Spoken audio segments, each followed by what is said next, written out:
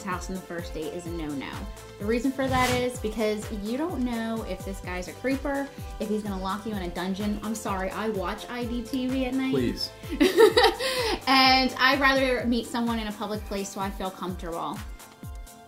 I guess I can see your point with the creepers and the stalkers and the dungeon master, but I mean, come on, what are the chances that that's going to happen? I've never actually known someone that's happened to.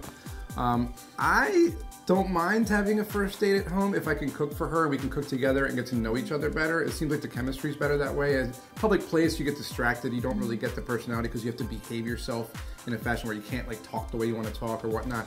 But I understand most girls don't like that. They like to meet out in public. So typically, I think it's okay to come to somebody's house maybe after the first date, like the second date.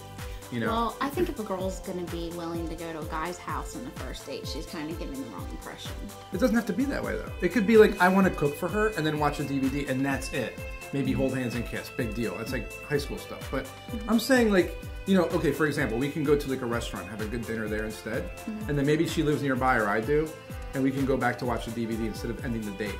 You know, or find something else to do. But I think, you know, being able to see someone's home also is good because you can see if they're clean or dirty.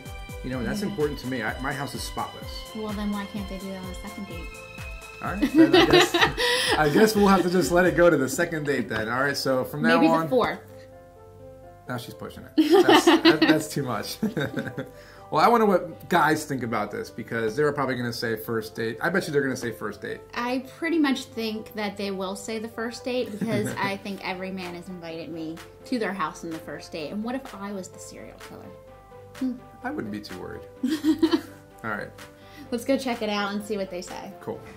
I would say once you get like a good background check on the person, you don't want to go to their house and they're like funky feet and it's dirty, it's disgusting. You don't want to do that. So you want to get more of a background on them.